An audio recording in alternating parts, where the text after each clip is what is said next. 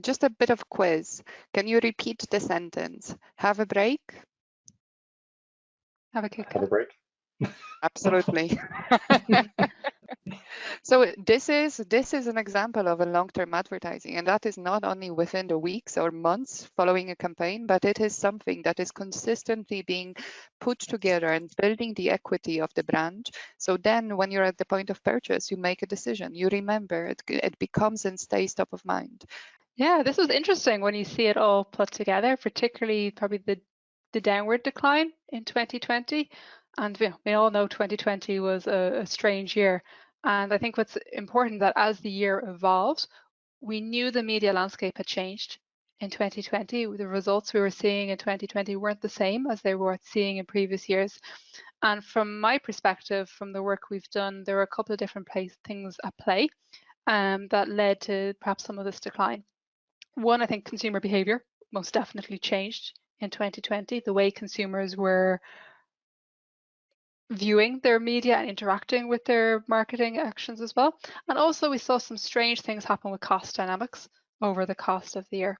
You know, many brands maybe pulled out of marketing at the start of the pandemic, and then we saw a big flood into the marketplace later on in the year.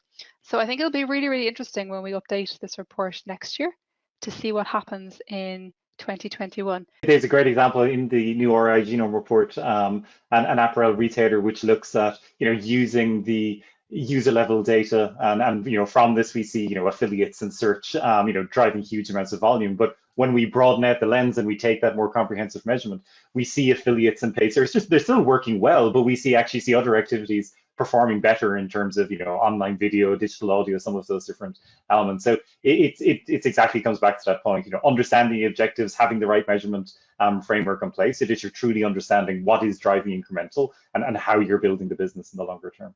It's a simple fact, right? We all know it. We all are consumers ourselves, and some of us listen to focus groups, so it's there. But now you this kind of quantified insight allows us to communicate to the business that you cannot think within the product lines. Yes, your P&L is in a product line, but you need to know which of those P&Ls is the most powerful, and that's going to have a halo onto your other P&Ls.